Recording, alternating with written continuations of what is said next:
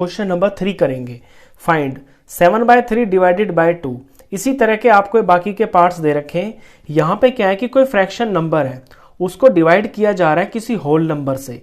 अब आपने क्वेश्चन 1 में ये सीखा है कि जब किसी फ्रैक्शन नंबर को किसी फ्रैक्शन नंबर से हम डिवाइड करते हैं तो पहला जो नंबर है यानी पहला जो फ्रैक्शन है वो सेम रहता है और यहाँ डिवाइड की जगह मल्टीप्लाई बन जाता है और अगले फ्रैक्शन का इनवर्स हो जाता है यानी उल्टा हो जाता है। जैसे यहाँ 5/6 है तो यहाँ 6/5 हो जाएगा। तो सिंपली डिवीजन का यही रूल होता है। लेकिन ये वाले क्वेश्चन के अंदर क्या है कि सारे के सारे जो है आपके होल नंबर्स हैं डिवाइड में। जैसे यहाँ 2 है, यहाँ 5 है, यहाँ 7 है। तो यहाँ आपको बिल्कुल घबराने की जरूरत नहीं है। सबसे पहले आप इसके नीचे 1 लगा के इसे भी आप एक फ्रैक्शन ही बना लेंगे और फिर सेम टू सेम उसी तरह का रूल लगेगा जैसे आपने क्वेश्चन नंबर 1 में किया है। तो चलिए फर्स्ट क्वेश्चन से शुरू करते हैं। 7/3 को डिवाइड करना है 2 से। तो ये 2 के नीचे कुछ नहीं है, जब कुछ भी नहीं है तो क्या होता है, तो फिर 1 होता है। तो यहाँ पे 1 लगा लेंगे। तो 7/3 डिवाइडेड बाय 2/1। अभी मैंने कुछ नहीं किया है, सिर्फ इस 2 के नीचे 1 लगा के दिखाया है। अब डिवाइड का रूल ये होता है कि पहला फ्रैक्शन तो सेम टू सेम रहता है और डिवाइड की जगह मल्टीप्लाई बन जाता है और जो आगे का फ्रैक्शन होता है उसका इनवर्स हो जाता है यानी कि उल्टा। ये 2/1 है ना, तो इसका 1/2 हो जाएगा। अब ये क्वेश्चन जो है ये बन गया आपका सीधा सीधा मल्टीप्लाई का क्वेश्चन। और मल्टीप्लाई करना बहुत आसान होता है। पहले हम देखते हैं कि कोई ऊपर नीचे नंबर अगर कट रहे हैं तो काट लेते हैं, नहीं तो सीधा ऊपर की ऊपर से मल्टीप्लाई, नीचे की नीचे से मल्टीप्लाई। यहाँ 3 और 2 से कुछ भी नहीं कट रहा ऊपर, तो 7 1 7 ये तो हो गया ऊपर और 3 2 6 ये हो गया नीचे। अब बुक में हो सकता है आपका आंसर यहीं पे हो, लेकिन अगर ऊपर बड़ा नंबर आ रहा होता है तो इसको हम मिक्स फ्रैक्शन में भी बना सकते हैं और बेहतर होता है अगर बना ले तो अच्छी बात है। तो 7 को हम 6 से डिवाइड करेंगे। 6 1 6 हो गया, माइनस करके 1 आ गया। तो ये जो ऊपर आता है ना, ये हमारा मेन आंसर होता है। ये होल नंबर जो होता है ये मेन आंसर होता है और इसे हम बीच में लिखते हैं। नीचे जो होता है जिससे डिवाइड करते हैं वो नीचे ही रहता है और जो रिमाइंडर आता है वो हम इसके ऊपर लिखते हैं। तो इस बात का ये मतलब है कि एक चीज तो कोई पूरी है और जो दूसरी चीज है उसका 1/6 पार्ट। चलिए सेकंड पार्ट पे चलते हैं। तो यहाँ 4/9 को डिवाइड 5 से करना है, तो 4/9 एज इट इज रहेगा, डिवाइड का डिवाइड ही रहेगा और 5 की जगह मैं 5/1 लिख के सवाल को ठीक कर लेता हूँ। अब सिंपली अपना रूल लगा लूंगा मैं, 4/9 डिवाइड का मल्टीप्लाई और इसका नंबर का उल्टा, तो 5/1 का उल्टा 1/5 हो गया। अब मल्टीप्लाई का बन गया क्वेश्चन। 9 से ना 1 कटता ना 4, 5 से ना 4 कटता ना 1, तो ऊपर ऊपर 4 1 4 लिखेंगे और 9 5 45 लिखेंगे। ऊपर जब छोटा नंबर होता है तो आपका क्वेश्चन वहीं खत्म हो जाता है, उसे आप मिक्स फ्रैक्शन नहीं बना सकते। चलिए थर्ड पार्ट पे चलते हैं। 6/13 को डिवाइड करना है 7 से। अब 7 को मैं नीचे 1 लगा के एक फ्रैक्शन बना लेता हूं। तो 6/13 अब डिवाइड का मल्टीप्लाई बन जाएगा और 7/1 का उल्टा होके 1/7 हो जाएगा।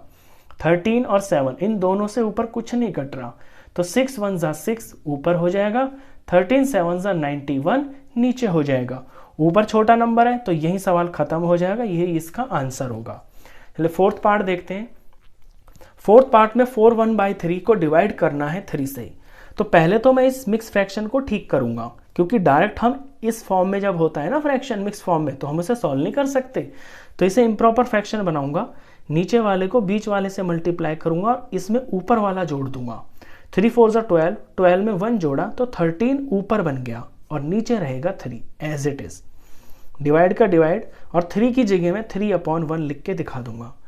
अब 13/3 एज इट इज, डिवाइड का मल्टीप्लाई बन जाएगा और 3/1 का 1/3 हो जाएगा।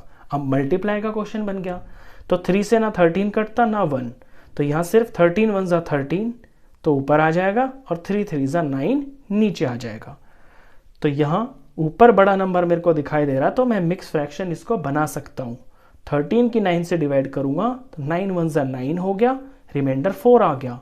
ये मेरा मेन आंसर है, इसे मैं बीच में लिखूंगा। इसे बीच में लिखेंगे, जिससे डिवाइड करते हैं वो नीचे है, नीचे ही रहता है। रिमाइंडर को इसके ऊपर लिख देते हैं। ये इसका आंसर हो गया। हो सकता है बुक में आपको यहीं पे आंसर छोड़ रखा हो, तो भी गलत नहीं है। अगर आप मिक्स फ्रैक्शन कर देंगे तो और भी अच्छी बात है। अगला क्वेश्चन भी ऐसा ही है। 3 1/2 को डिवाइड करना है 4 से, तो पहले तो इसे ठीक कर लेता हूँ। 2 3 6, 6 में 1 जोड़ा 7, तो ऊपर तो 7 बनेगा, नीचे 2 रहेगा। डिवाइड का डिवाइड, 4 को मैं 4/1 लिख के दिखा देता हूँ। अब पहला फ्रैक्शन सेम रहेगा, डिवाइड का मल्टीप्लाई बन जाएगा, 4/1 का उल्टा होके 1/4 हो जाएगा। अब 2 और 4 इन दोनों से ऊपर कुछ भी नहीं कट रहा, तो ऊपर का प्रोडक्ट किया तो 7 1 7 हो गया और 2 4 8 हो गया। ऊपर छोटा नंबर है तो यही हमारा आंसर खत्म हो जाता है। इसको हम मिक्स फ्रैक्शन नहीं बना सकते जब ऊपर छोटा नंबर होता है। अगला क्वेश्चन भी ऐसा ही है। 4 3/7 को डिवाइड करना है 7 से, तो पहले तो इसे ठीक कर लेते हैं। 7 4 28, 28 में 3 जोड़ा 29 30 31, तो ऊपर 31 बन जाएगा, नीचे 7 एज इट इज रहेगा। डिवाइड का डिवाइड और 7 को लिख के दिखा दूंगा मैं 7/1। ऐसा मैं इसलिए कर रहा हूं बार बार ताकि फ्रैक्शन, ये एक फ्रैक्शन की शक्ल में हो जाता है ना, हमारे पास न्यूमरेटर और डिनोमिनेटर 2 होने चाहिए, तो दिखना चाहिए कि ये न्यूमरेटर है डिनोमिनेटर है, क्योंकि अगले स्टेप में ये पलट जाते हैं। तो इसलिए मैं ये बार बार स्टेप में 1 लगा के दिखा रहा हूं आपको। अब 31/7 डिवाइड का मल्टीप्लाई बन जाएगा और 7/1 उल्टा होके 1/7 हो जाएगा। 7 से ऊपर कुछ भी नहीं कट रहा, तो 31 1 31 ही लिखेंगे ऊपर, और नीचे 7 7 49 हो जाएगा। क्योंकि ऊपर छोटा नंबर है तो ये यहीं पे सवाल खत्म हो जाता है। तो क्वेश्चन खत्म।